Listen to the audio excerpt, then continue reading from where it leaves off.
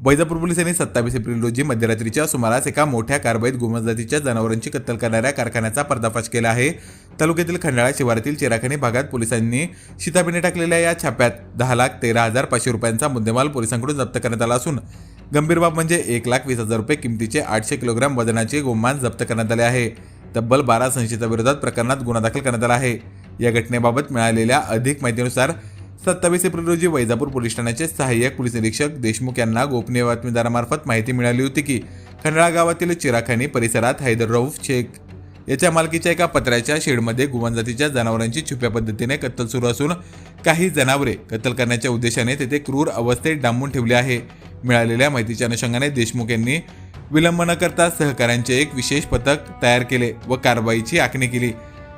रात्री 1 वाजेच्या सुमारास पोलिसांचे पथक सरकारी वाहनाने खंडाळ्याच्या दिशेने रवाना झाले। या पथकामध्ये सहाय्यक पोलीस निरीक्षक देशमुख यांच्यासह उपनिरीक्षक नितीन नलावडे, उपनिरीक्षक नागरगोजे, उपनिरीक्षक नरोटे, पोलीस हवालदार झालटे, पोलीस कॉन्स्टेबल नाचन सुंदरडे, केरे, बनगे, निकम आणि सदगीर अशा अनुभवी अधिकाऱ्यांचा आणि कर्मचाऱ्यांचा समावेश होता।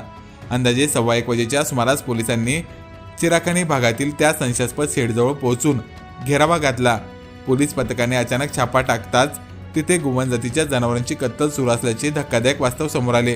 पोलिसांनी घटनास्थळावरून हैदर रऊफ शेख वय 26 वर्षे राहणार खंडाळा, मोहसिन इसाक कुरेशी वय 35 वर्षे राहणार वॉर्ड क्रमांक 2 श्रीरामपूर, मुस्तकीन अहमद कुरेशी वय 25 वर्षे राहणार खंडाळा, मोहिद रियाजात खान वय 45 वर्षे राहणार शंकरपूर बहरीच राज्य उत्तर प्रदेश हल्ली मुक्काम खंडाळा, सलमान अनीस खान वय 34 वर्षे राहणार शंकरपूर उत्तर प्रदेश हल्ली मुक्काम खंडाळा, कलीम सलीम अन्सारी वय 30 वर्षे राहणार शंकरपूर उत्तर प्रदेश हल्ली मुक्काम खंडाळा, इस्माईल लाला शेख वय 40 वर्षे राहणार खंडाळा, साजिद सलीम कुरेशी वय 36 वर्षे राहणार खंडाळा, इब्राहिम लाला शेख वय 26 वर्षे राहणार खंडाळा, शाहबाज महमूद कुरेशी वय 20 वर्षे राहणार वॉर्ड क्रमांक 2 श्रीरामपूर, वसीम इसाक कुरेशी वय 38 वर्षे राहणार वॉर्ड क्रमांक 2 श्रीरामपूर, दिलावर पीर मोहम्मद शेख वय 55 वर्षे राहणार तालुका संगमनेर जिल्हा अहिल्यानगर अशा 12 जणांना ताब्यात घेतले।